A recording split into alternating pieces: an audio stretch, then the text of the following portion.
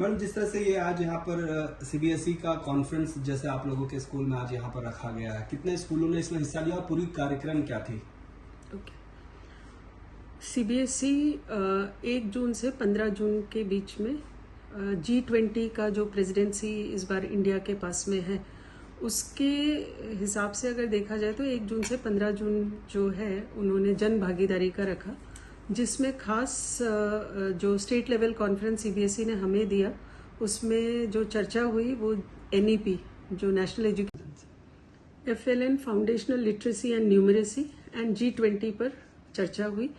तो G20 तो छोटा सा हमने एक इंट्रोडक्शन दे दिया, क्योंकि यहाँ पर सारे स्कूल्स थे, तो नेशनल एजुकेशन पॉलिसी पे हमें ज़्यादा चर्चा करनी थी, FLN foundational literacy and numeracy पे चर्चा करनी थी। तो 5 स्पीकर्स थे जिन्होंने अपने अपने व्यूज़ रखे।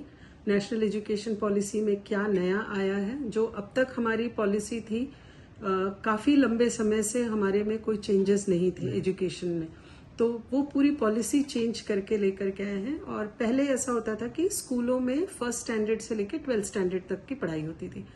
अब न्यू एजुकेशन पॉलिसी के हिसाब से अब प्री प्राइमरी सेक्शन यानी 3 साल से लेकर के बच्चों को एंट्री जो है वो शुरू हो गई। पहले जो 6 साल में एंट्री होती थी, अब 3 साल से एंट्री हो गई।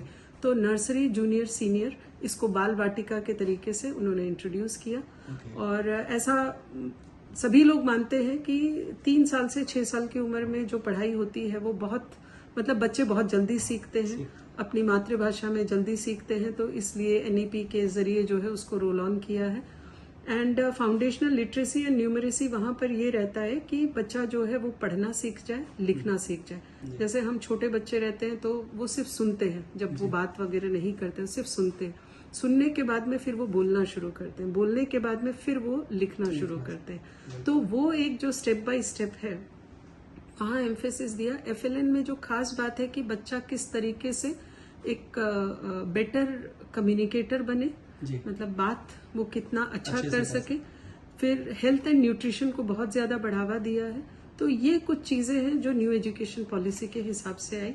फिर थोड़ा सा सीबीएसई में असेसमेंट किस तरीके से होगा, केवल जो है अभी तक हमारा कैसा होता था कि ये कुछ क्वेश्चंस हैं, ये इसके आंसर है, हमने पढ़ने हैं और एग्जाम देना है, लेकिन उसके अलावा हमारे बच्चों में कोई चीज हम नहीं करवा पा रहे थे। तो अब उन्होंने वो जो रॉट लर्निंग है, यानी कि जो याद करने वाली जो पद्धति है, उसको हटा करके आप समझिए और फिर उसके बाद में आप उसको आंसर करिए। तो वो एक बहुत बड़ा एक एस्पेक्ट है। ये जो इसमें कितने स्कूलों ने हिस्सा लिया था? और इसमें जो है पूरे दादरा नगर हवेली के, अगर मैं सीबीएसई स्कूल्स की बात करूं तो 12 स्कूल्स ने पार्टिसिपेट किया।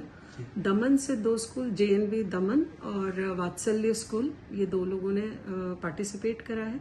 सिलवासा में जितने सीबीएसई स्कूल्स हैं उनके अलावा प्रभात स्कॉलर्स एकेडमी और अक्षर एकेडमी, इन दोनों ने पार्टिसिपेट किया। जो सीबीएसई स्कूल्स हैं उसमें हमारा स्कूल तो डेफिनेटली होस्ट रहा ही है, उसके अलावा आलोक पब्लिक स्कूल है, माउंट लिटरा है, लायंस इंग्लिश स्कूल है, सेंट जेवियर्स है, न्यू एरा स्कूल है। कुल मिलाकर अद्वैता गुरुकुल की किस तरह की रोल इसमें देखने को मिली?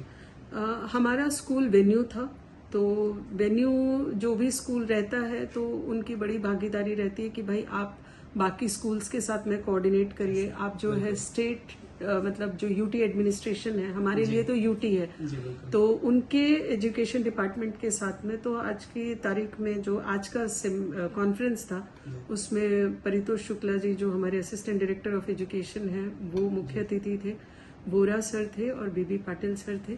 तो इन तीनों ने अपना व्यू रखा कि न्यू एजुकेशन पॉलिसी या नेशनल एजुकेशन पॉलिसी में क्या है, और ज्यादा एम्फेसिस सभी लोगों ने FLN पर दिया। तो काफी अच्छा रहा और बच्चों का पार्टिसिपेशन था, यहाँ पर पेरेंट्स का पार्टिसिपेशन था, टीचर्स थे, प्रिंसिपल्स थे, करीब 200+ पार्टिसिपेंट्स यहाँ पर आए।